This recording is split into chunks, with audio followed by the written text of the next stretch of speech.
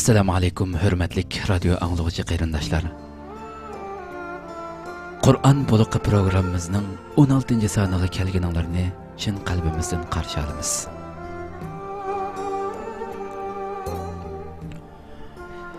Hürmetlik radyo anlıqçı qeyrindaşlar, hammanglarga ma'lum bo'lgandek, biz bu programımızda İslam dünyasida parlagan yulduz, dağlıq alim Seyyid Abul A'la Mavdudi rahimahullah'ның Qur'an-ı Kerim'deki 4 asasi termin namlı kitabını diqqatinglarga sunup kelyapmiz. İnşallah bugün huzurunlarda buladigan mavzurimiz bo'lsa, o'tgan qitimliq mavzurumizning oxiri bo'lgan ibodat degan bu uqumning, bu so'zning bandichilik va qulluq, itoat va cho'qinish ma'nosida kelgan bu bobdagi bir qadar tushunchalarni diqqatinglarga sunamiz. Diqqatinglar radiomizda bo'lsin, mikrofon oldida qayrindishinglar Abdullah Yalqun.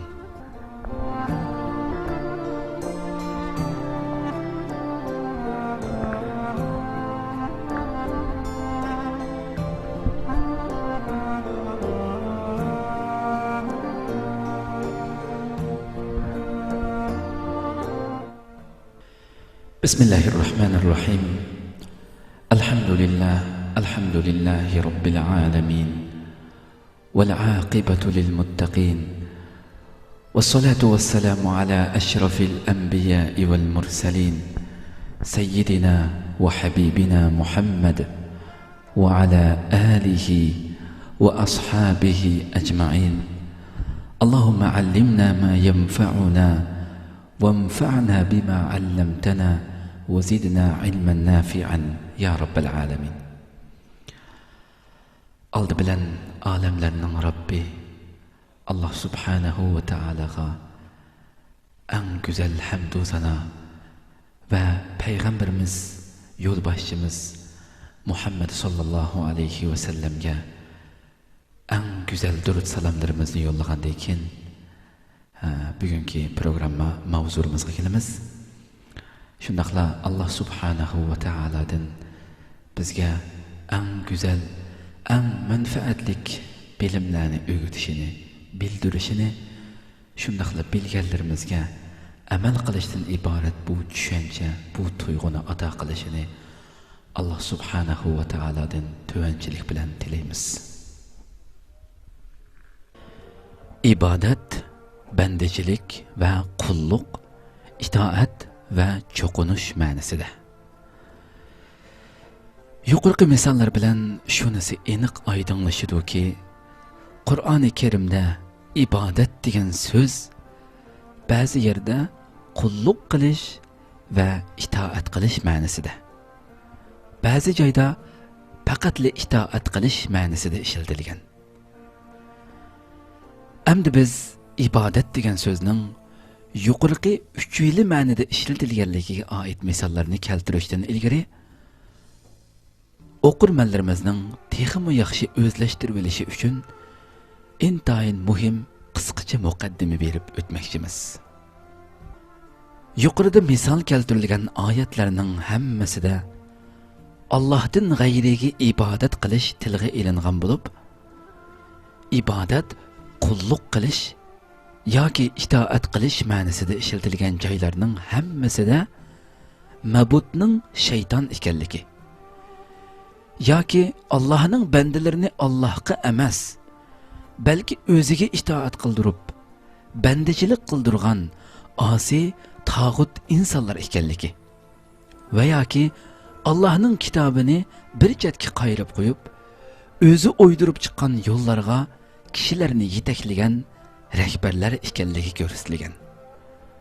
Ammo ibodat cho'qinish ma'nosida ishlatilgan joylarda bo'lsa, mabudning avliyo, anbiyo, solih kishilar ekanligi, ularning ta'limotiga xilof holda kishilarning ularni mabud qilib olganligi yoki jin va farishtalar bo'lib, kishilarning faqatli xato tasavvurlar tufayli ularni tabiatdan tashqari rububiyatga hassidor qilib olganligi va yoki xiyoliy but haykallar bo'lib shaytonning ozdirishi tufayli kishilarning ularni cho'qinish obyekti qilib olganligi ko'rsatilgan.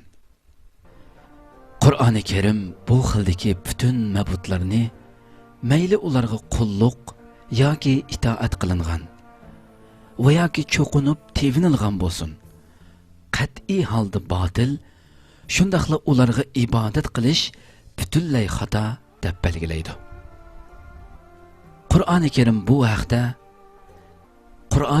bu haqda sizlar ibodat qilayotgan bu mabutlarning hammasi Allohning bandalari va qullaridir.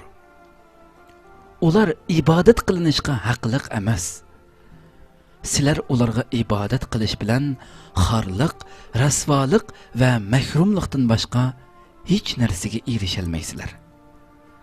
Haqiqatda ularning va butun koinotning egasi faqatla Allohdir.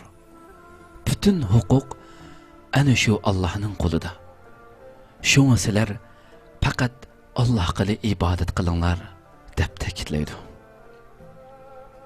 Allah bu haqda Sura A'rafning 194 va 197 oyatida mundaq deydi. Innallazina tad'una min dunillahi ibadun amsalukum fad'u falyastajibu lakum in kuntum sadiqin. Innallazina tad'una min dunillahi ibadun amsalukum fad'u falyastajibu lakum in kuntum sadiqin. Yani sizlar ibodat qilayotgan, sizlar Allohni qo'yib ibodat qiladigan mabutlar sizlarga o'xshashli bandalardir. Qani ularga duo qilib ko'rib beqinglar. Agar ular haqidagi aqidanglar to'g'ri bo'ladigan bo'lsa, duoyinglarga javob qaytarib baqsin, deydi Alloh subhanahu va taolo. A'raf, Sura A'rafning 194-oyatida. Agar sizlarning ular haqidagi aqidanglar to'g'ri bo'ladigan bo'lsa, qani undaqda sizlarning duoyinglarga javob qaytarib, duoyinglarni ijobat qilib baqsin qani. 197-oyatida deydi: "Vallazina tad'una min dunihi la yastati'una nasrakum wa la anfusahum yansurun." Sizlarning Allohni qo'yib ibodat qilayotganinglar bo'lsa, na sizlarga yordam qilolmaydi, na o'zlariga yordam qilishga qodir emas. Alloh subhanahu va taolo yana Sura Anbiyoning 26-oyatidan 28-oyatga shunday deydi: "Wa qalu ittakhadha ar-rahmanu walada subhanahu bal ibadun mukramun لا يسبقونه بالقول وهم بأمره يعملون يعلم ما بين أيديهم وما خلفهم ولا يشفعون إلا لمن ارتضى وهم من خشيته مشفقون."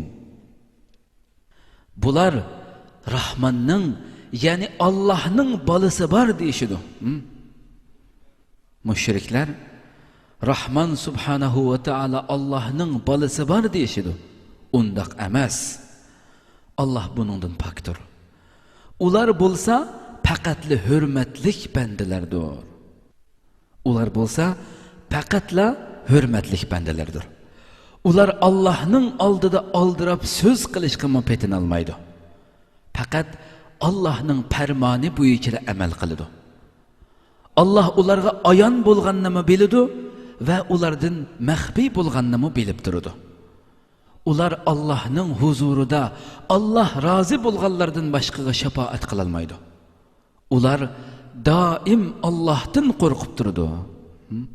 Yani müşrikler farishtalarni Allah'ның balası var deb töhmet qilib bu ig'ir jinoyat so'zini qilgan vaqtida Allah subhanahu va taolo ularga raddiya berib, nima degansa, bal ibadun mukramun.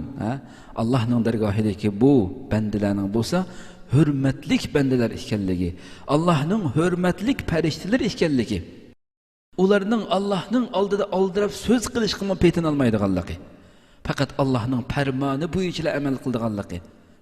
Allah ularga ayon bo'lganmi, ayon bo'lmaganini maxfiy bo'lganini bilib turganligi. Ular Allohning huzurida qiyomat kuni Allah rozi bo'lganlardan boshqaga shafaat qilolmaydiganligi farishtalarning. Ularning doim Allohdan qo'rqib turganligidan iborat bu haqiqatni Sura Anbiyoning 26 va 28 oyatida shunday bayon qiladi. Allah subhanahu wa ta'ala yana Sura Zuhrufning 19 oyatida shunday deydi: "Wa ja'alul malaikata alladhina hum ibadur rahmani inatha." Ular merhametlik Allah'ның bendeleri bolgan periştilerge ayol ilah deb itiqat qildi dedi. Yine Sura Saffat'ның 158. ayetide وَجَعَلُوا بَيْنَهُ وَبَيْنَ الْجِنَّةِ نَسَبًا وَلَقَدْ عَلِمَتِ الْجِنَّةُ إِنَّهُمْ لَمُحْضَرُونَ. Bular Allah bilen cillarının o'ttirsida nasab rishtisi yasab chiqishdi dedi. Vaholanki cillar obdan biludiki bu kishilar cho'qim javobgarlikka tortilish uchun Allohning huzuriga hozir qilindi. Yana Allah subhanahu va taala Sura Niso'ning 172 oyatida: "Lan yastankifal masihu an yakuna 'abdan lillah walal malaikatul muqarrabun wa man yastankif an ibadatihi wa yastakbir fasayahshuruhum ilayhi jami'a." Masih hech qachon Allohga banda bo'lishni o'ziga or ko'rib boqqan emas. Yoki Allohga yaqin farishtalarmi or ko'rgan emas. O'zlarining Allohga banda, Allohga qul bo'lishini ular o'zlariga nisbatan numus or ko'rib boqqan emas. Kimlarki Allohga bandachilik qilishni or ko'radi ekan va ko'ranglaydi ekan, ular qechib nagima bora olsin? Bir kuni Allah ularning hammani o'z dargohiga to'playdi. Allah subhanahu va taala Sura Rahmanning 5-6 oyatida: "Ash-shamsu wal-qamaru bihusban." Ash-shamsu wal-qamaru bihusban wan-najmu wash-shajaru yasjudan. Kun bilan oy o'z burchlarida muayyan hisob bo'yicha sayr qiladi. O't cho'plar, dal daraxtlar Allohning itoatiga bosh egidi. Sura Isroning 44-oyatida: "Tusabbihu lahu as-samawati as-sab'u wal-ardu wa man fihin wa in min shay'in illa yusabbihu bihamdihi walakin la tafqahuna tasbihahum." Yetti osmon va zamin hamda ularda mavjud bo'lgan butun mahluqotlar Allohning pokligini bayon qilmoqda. Uni madihilash bilan tasbih etmaydigan hech qanday shay yo'qdir. Lekin sizlar ularning tasbihlarini tushunolmaysizlar. Allah subhanahu va taala Sura Rumning 26-oyatida yana bunday deydi: وَلَهُ مَنْ فِي السَّمَاوَاتِ وَالْأَرْضِ كُلٌّ لَهُ قَانِتُونَ. Asmanlardaki ve zimindeki hamma narsa Allah'ның mülküdür. Hammasi onun fermanıga bo'ysunguchidir deydi. Yana Sura Hudning 56-oyatida: وَمَا مِنْ دَابَّةٍ إِلَّا هُوَ آخِذٌ بِنَاصِيَتِهَا. Kokulesi Allah'ның qo'lida bo'lmaydigan bir mujalliq yo'q. Yana Allah subhanahu va taala Sura Maryamning 93-oyatidan 95-oyatigacha bunday deydi: "In kullu man fis samawati wal ardi illa atir rahmani abda laqad ahsahum wa addahum adda wa kulluhum atihi yawmal qiyamati farda." Asmanlarda ve ziminde Allah'ның aldığı kul buluş salahiyeti bilen hazır bulmaydıgan hiç məxluq yoktur. Allah onlarını toluq sanab koydu. Kıyamet günü onlarının hemmesi bir-birlep Allah'ның dergahıga kelidi. Ve kulluhum atihi yawmal qiyamati farda. Xuddi insan ziminga yalğız halette tuğulganda Kıyamet günü hem Allah'ın aldığı bir-birlep yalğız halette Allah'ın aldığı bardağın gibi. Hesap belgeli. Allah subhanahu ve taala yana sura Ali Imronning 26-oyatida shunday deydi. قل اللهم مالك الملك تؤتي الملك من تشاء وتنزع الملك ممن تشاء وتعز من تشاء وتذل من تشاء بيدك الخير إنك على كل شيء قدير.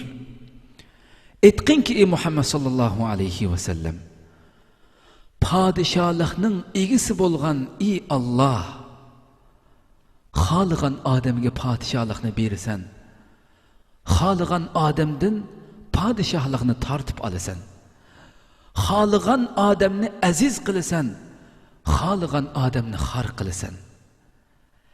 Hamma yaxshilik sening ixtiyoringdadir. Shaksizki sen hammaga qodirsan deb mushundaq aytgandab Alloh subhanahu va taolo sura Ali Imronda shunday deydi. Demak bu oyatlar orqali Qur'oni Karim kishilarning mayli qandoqli shakl bilan bo'lmasin, ibodat qilib kelayotgan butun mabudlarini mohiyatda hech bir ixtiyorligi bo'lmagan Allohning qullari deb isbotlab bo'lgandan keyin ondan butun insonlar bilan jinlarga mayli qandoqli ma'nidan bo'lmasin, ibodat faqat Allohga bo'lishi lozim. Har qandoq ma'nidan bo'lsin, cho'ng bo'lsin, kichik bo'lsin, qaysi ma'nidan bo'lsin, ibodat degan bu narsa faqat va faqat Allohga bo'lishi lozim. Qulluqmi, itoatmi va cho'qinishmi faqat uning qo'li bo'lishi lozim. Bularning hech birini Allohdan boshqa qilishga qat'iy bo'lmaydi degan talabni qo'ydi Qur'oni Karim. Alloh subhanahu va taolo bu haqda sura Nahlning 36-oyatida shunday deydi. وَلَقَدْ بَعَثْنَا فِي كُلِّ أُمَّةٍ رَسُولًا أَنِ اعْبُدُوا اللَّهَ وَاجْتَنِبُوا الطَّاغُوتَ. Biz har bir ummatga Allohga ibodat qilinglar, tağutga ibodat qilishdan yiroq bo'linglar degan yo'l yo'riq bilan payg'ambar avatdiq deydi Alloh subhanahu va taolo. Yana sura Zumarning 17-oyatida وَالَّذِينَ اجْتَنِبُوا الطَّاغُوتَ أَنْ يَعْبُدُوهَا وَأَنَابُوا إِلَى اللَّهِ لَهُمُ الْبُشْرَى. Qandaqki kishilar tağutga agishishdan o'zini tortadi ekan va Alloh tarafga murojaat qiladi ekan, ularga xush xabar beriladi deydi Alloh subhanahu va taolo. Yana sura Yasinning 60 va 61-oyatida shunday deydi. Alam a'had ilaykum ya bani Adam alla ta'budu ash-shaytan innahu lakum aduwwun mubin wa an i'buduni hadha siratun mustaqim. Ey Adam bolalari, shaytonga ibodat qilmanglar. U haqiqatan sizlarga oshkora dushmandir. Menga ibodat qilinglar. Mana bu to'g'ri yo'ldir deb ta'kidlamadimmi? Mushundaq ahdi olmadimmi? Mushuni ta'kidlamadimmi men deb Alloh subhanahu va taolo shunday deydi. Alloh yana sura Tavbaning 31-oyatida اتخذوا أحبارهم ورهبانهم أربابا من دون الله. Ular özlerinin ölümalarını ve rahiplerini Allah'tan başka perverdigar kılıp aldı. Halbuki ular fakat birli Allah'a ibadet kılışka buyurulgan idi. وَمَا أُمِرُوا إِلَّا لِيَعْبُدُوا إِلَٰهًا وَاحِدًا. Halbuki ular fakat birli Allah'a ibadet kılışka buyurulgan idi. deydi Allah subhanahu wa ta'ala. Yine Sura Baqaraning 172-oyatida. Ya ayyuhallazina amanu kulu min tayyibati ma razaqnakum washkuru lillahi in kuntum iyyahu ta'budun.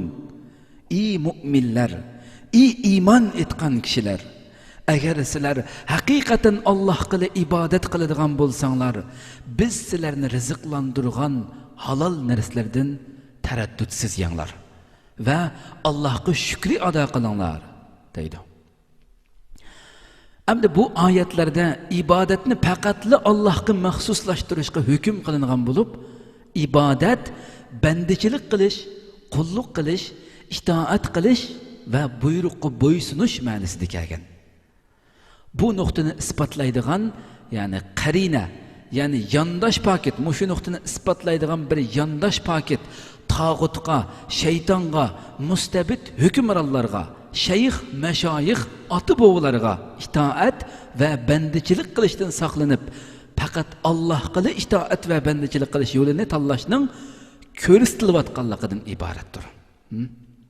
Bu yerda nima ko'rsatilyotdi deganda, mushu nuqtani isbotlab kelgan yandash paket nima desa, tağutqa, shaytonga, mustabid hukmronlarga, shayx, mashayix, ota bobolarga itoat va bandichilik qilishdan saqlanib, faqat va faqat Alloh qili itoat va bandichilik qilish yo'lini tanlashning ko'rsatilayotganligidan iboratdir. Allah subhanahu va taala Sura G'afirning 66-oyatida shunday deydi. قل إني نهيت أن أعبد الذين تدعون من دون الله لما جاءني البينات من ربي وأمرت أن أسلم لرب العالمين. İyi peygamber, ularga aytib qo'yginki, sizlar Allohni qo'yib ibodat qilayotgan mabudlaringlarga ibodat qilishdan man'i qilindim. Parvardigorimdan menga ro'shan dalillar kelgan chaqda undaq ishni qandoqmi qilgudakman? Men olamlarning parvardigoriga bo'ysunishga buyurildim deb shunday aytib qo'ygan deydi Alloh subhanahu va taolo payg'ambariga. Yana Alloh subhanahu va taolo Sura G'afirning 60-oyatida وقال ربكم ادعوني استجب لكم ان الذين يستكبرون عن عبادتي سيدخلون جهنم داخرين. Parvardigoringlar aytdi-ki, menga duo qilinglar. Men duoyinglarni qabul qilaman. Shubhisizki, mening ibodatimdan cho'ngchilik qilib bosh tortadiganlar xor bo'lgan holda jahannamga tashlanadi. Yana Allah subhanahu va taala Sura Fatirning 13-14-oyatida shunday deydi. Zalikumullahu rabbukum lahul mulk والذين تدعون من دونه ما يملكون من قطمير إن تدعوهم لا يسمعوا دعاءكم ولو سمعوا ما استجابوا لكم ويوم القيامة يكفرون بشرككم. Ana şu Allah sizlarning parvardigoringlardir. Padişahlık onunğa xasdır.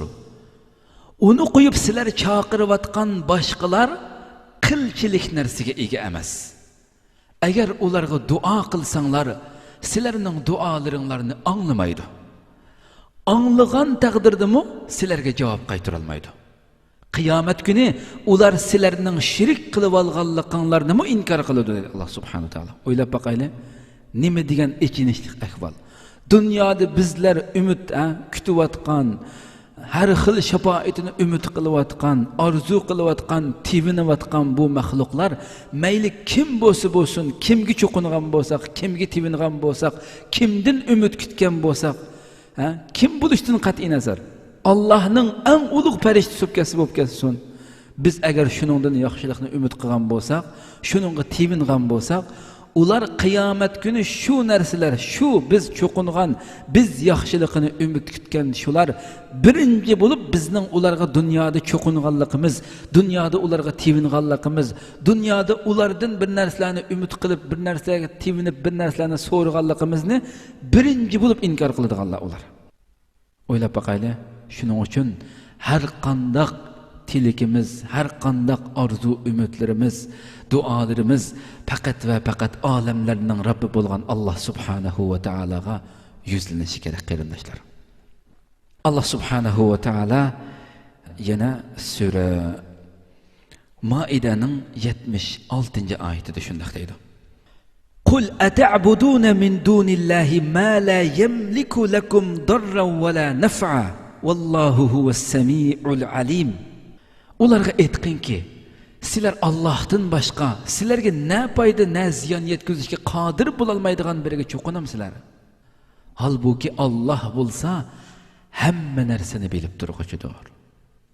Hammani anglab turguchidir. Vallohu huwas-sami'ul alim. Halbuki Allah bo'lsa, u hammani anglab, hammani bilib turadigan zot. Alloh turgan yerda sizlar hech biri sizlarga ne foyda, ne ziyon yetkazolmaydigan aşu mahluqlarga çoqunup, tevinip, ibadet qilib yuramsizlar. Bu ayetlarda ibadetni Allah qilib maxsuslashtirish bayon qilingan bo'lib, ibadet çoqunush ma'nosida kelgan. Yuqoridagi oyatlarda ibodatni faqat va faqat Alloh qilib maxsuslashtirish bayon qilingan bo'lib, ibodat cho'qinish ma'nosida kelgan. Bu nuqtani isbotlaydigan aniq qarina, ya'ni yondosh paket ibodatning duo qilish bilan ma'nodosh shaklda ishlatilganligidir. Hamda oldingi va keyingi oyatlarda tabiatdan tashqari rububiyatda Allohga shirik qilib olingan mabudlarning tilga ilinganligidir. Hamda har qanday bir tafakkur sahibi bo'lgan kishiga nisbatan shuni tushunib olish qiyin emaski, Qur'oni Karimning har qanday yerida Allohga ibodat qilish tilga ilingan bo'lsa, hamda ibodat degan so'zning atrofida uning har qaysi ma'nolaridan maxsus bir ma'nosiga qaritilganligini isbotlaydigan biror qarina, ya'ni yondosh kelgan bir paket bo'lmasa, cho'qimki undaq joylarning hammasida ibodatning ma'nosi qaysi ma'noda ishlatildi deganda, ibodatning ma'nosi qulluq qilish, itoat qilish va cho'qinish qatorliq uch xil ma'noda tang ishlatilgan bo'ladi. Misol uchun tuvandagi oyatlarni mulohaza qilib boqaylik. Allah subhanahu va taala sura Tahaning 14-oyatida shunday deydi: Inni anallohu la ilaha illa ana fa'budun. Mana men haqiqiy Allohdirman.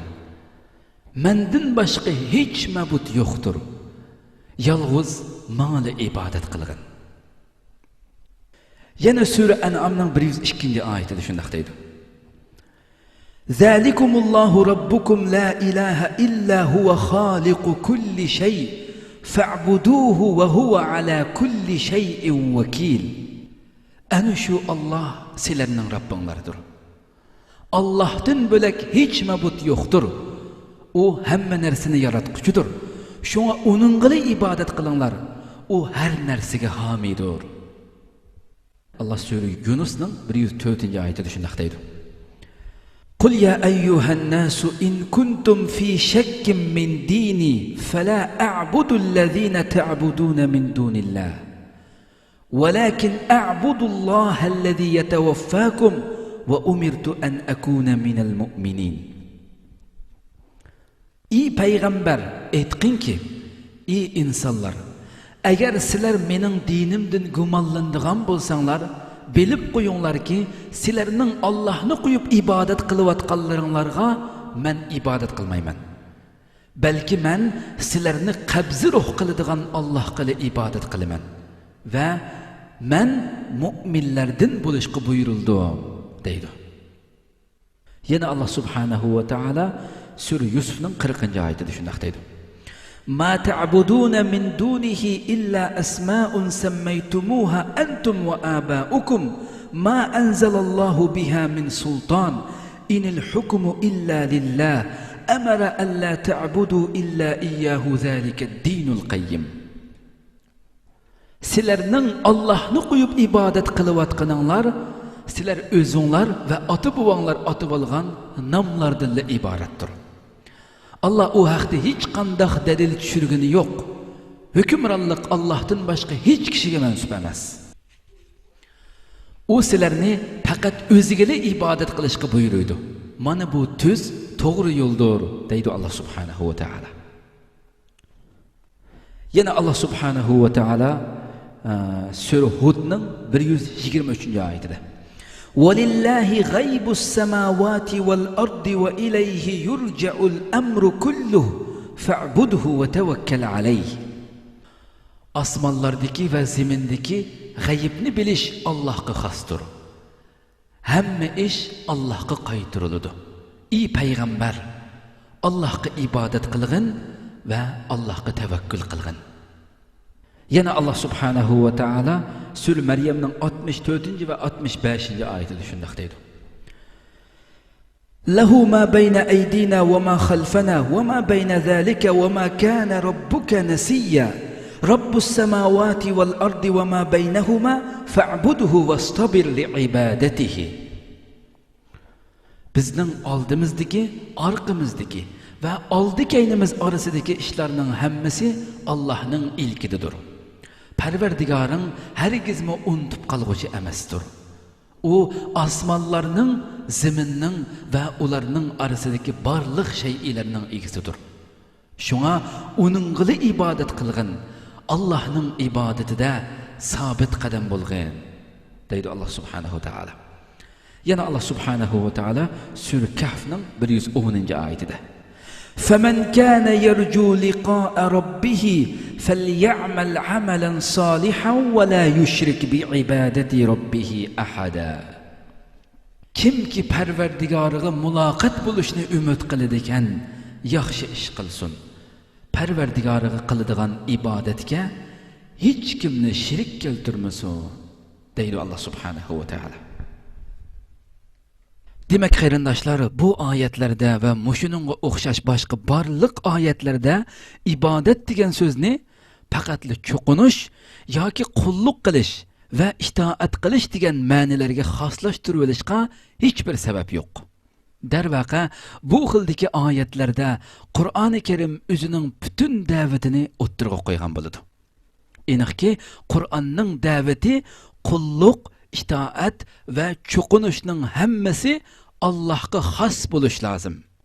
Bu Qur'onning da'vati. Qulluq, itoat va cho'qinishning hammasi yolg'iz Allohga xos bo'lish lozim degandan iboratdir Qur'oni Karimning da'vati.